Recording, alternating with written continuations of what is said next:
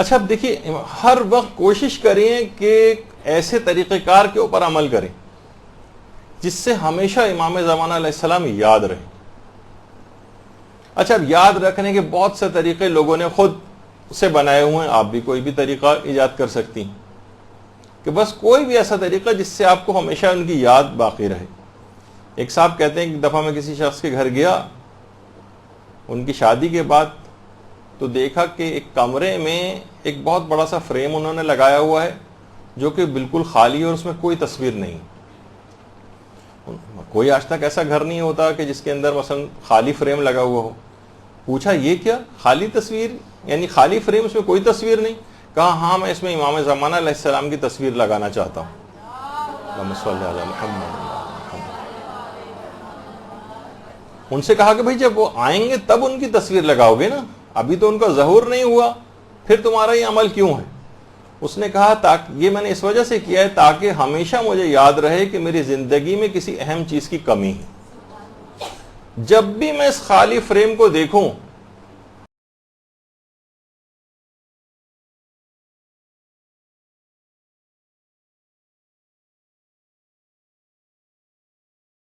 اپنی انگوٹھیوں میں اللہم عجل لولیک الفرج کا اندہ کرواتے ہیں. کوئی بھی ایسا طریقہ, کوئی بھی ایسی چیز کہ ہر شخص جب بھی اس کو دیکھے فوراً اس کو اپنے زمانے کے امام کی یاد آ جائے. جب یہ آیت اللہ بہجت فرماتے تھے کہ اپنی ذرا سی حرکت جب بھی تم کرو اس وقت کہو یا صاحب الزمان, یا صاحب الزمان, اٹھتے بیٹھتے ہر وقت, ہر آن, ہر گھڑی, ہر وقت امام زمانہ کی یاد آپ کی زبانوں کے اوپر رہے.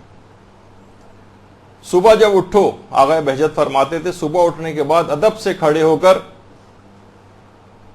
دن کا آغاز امام زمانہ علیہ السلام پر سلام کے ذریعے کیا کرو, پھر ان سے مدد مانگا کرو, آغا, امام, آقا میری مدد فرمائی. اور فرماتے تھے رات کو سونے سے پہلے سینے پر ہاتھ رکھو اور اپنے زمانے کے امام کو سلام کیا کرو, اس کے بعد سویا کرو. اس طرح شب و روز اپنے اس محبوب حقیقی کی یاد میں بسر کیا کرو. اگر تم نے ایسا کیا, بہت اہم جملہ آقا بہجت نے فرمایا, اگر تم نے ایسا کیا جیسے کہ انہوں نے ابھی بتایا کہ صبح اٹھنے کے بعد ادب سے کھڑے ہو کر دن کا آغاز امام زمانہ پہ سلام سے کرو, ان سے مدد مانگو, رات کو سونے سے پہلے سینے پہ ہاتھ رکھ کے امام زمانہ کو سلام کر کے سو, اس طرح شب و روز اپنے اس محبوب حقیقی کی یاد میں بسر کرو. یاد رکھو اگر تم نے ایسا کیا تو جان لو کہ تمہاری زندگی میں شیطان کے لیے کوئی جگہ باقی نہیں رہے گی. جو ہر وقت اپنے زمانے کی امام کی اس طرح سے یاد میں کھویا رہے, ایسی برکتیں اور ایسی شیل اس کے اطراف میں آ جائے گی کہ شیطان کو اس کی زندگی میں قدم جمانے کا کہیں موقع نہیں مل سکے. یا صاحب الزمان. اچھا دیکھیں کہ امام کو صاحب الزمان یا صاحب الزمان کیوں کہتے ہیں. دیکھیں ہر شخص پر سن و سال کا تو اثر ہوتا ہے. کوئی شخص بچہ ہوتا ہے, پھر جوان ہوتا ہے, پھر بوڑھا ہوتا ہے, پھر مزید بوڑھا ہوتا ہے.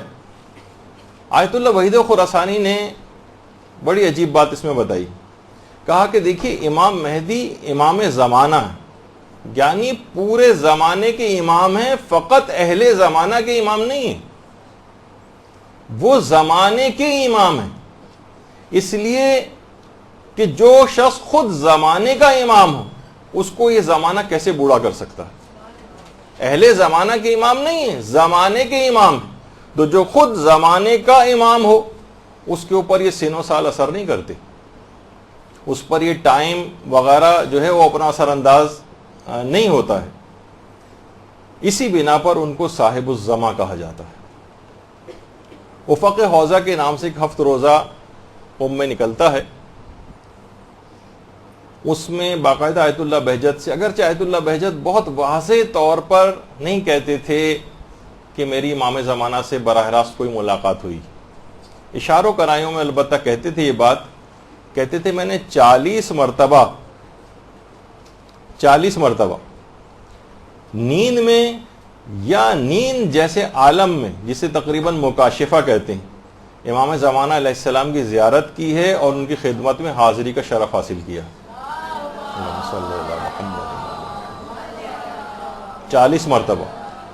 اور فرماتے ہیں کہ 2 مرتبہ میں نے حضرت حجت کو ان کی اصل عمر میں دیکھا ہے، یعنی 1000 سال سے زائد عمر میں. باقاعدہ زمزم عرفان میں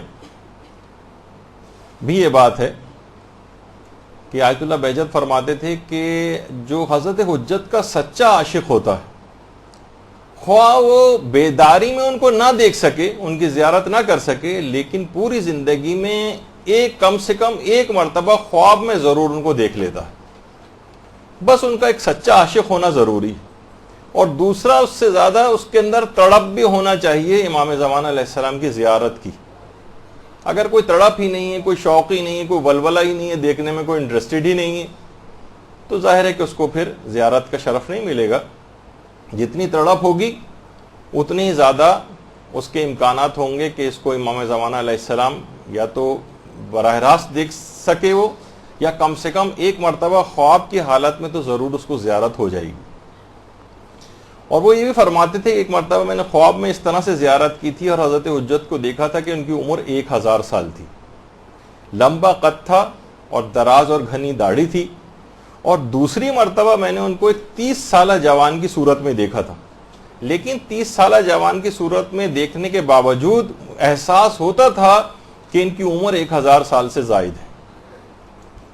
تو کوئی بھی طریقہ کار امام زمانہ علیہ السلام کو سلام کرنے کا، جیسے آپ نے دیکھا کہ انہوں نے اپنی تصویر لگائی ہوئی تھی، انگوٹھی پہ لکھ کے لگایا ہوا تھا، ہر وقت ایسی چیزیں. جب علماء کہتے ہیں کہ امام زمانہ کی یاد کا ایک طریقہ یہ بھی ہے کہ آپ اپنی اولادوں کے نام امام زمانہ علیہ السلام کے نام پر رکھیں، ان کے القابات کے اوپر رکھیں ان کے نام، اسی طرح سے اپنے اداروں کے نام ان کے نام پر رکھیں. اور خدا کا شکر ہے کہ آپ جس ادارے کے اندر اس وقت ہیں یہ بھی انہی کے نام نامی کے ساتھ مدرسۃ القائم کے نام سے امام زمانہ کا ہی ایک لقب ہے، اس لحاظ سے یہ سعادت حاصل ہوئی ہے.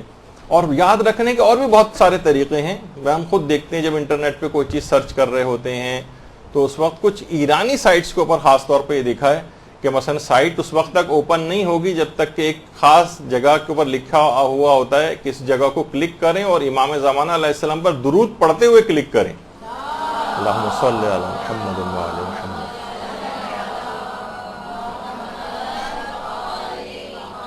اس کے بعد وہ سائٹ اوپن ہوتی، اس کے بعد وہ سائٹ کھلتی، اور کون ایسا ہوگا جو اس چیز کو پڑھے گا اور مومن ہوگا اور وہ درود اس وقت نہ پڑھے، تو اس کو کلک کرتے ہوئے درود پڑھتا ہے اور اس کے بعد وہ سائٹ کھل جاتی، پھر جہاں اسے چاہے وہ چلا جائے. تو اس طرح سے یاد دہانی کے لیے، ان کو یاد رکھنے کے لیے لوگوں نے مختلف طریقے بنائے ہوئے ہیں. اور کتنی افسوسناک بات ہے کہ ہم ان کو بھلا دیں، ان سے غافل ہو جائیں جن کے متعلق خود شیخ مفید کو جو خط لکھا تھا امام زمانہ علیہ السلام نے، تو اس میں یہ بات کہی تھی کہ ہم تمہاری مراعات کی نسبت بے توجہ نہیں، ہم تم سے غافل نہیں. یعنی دوسرے الفاظ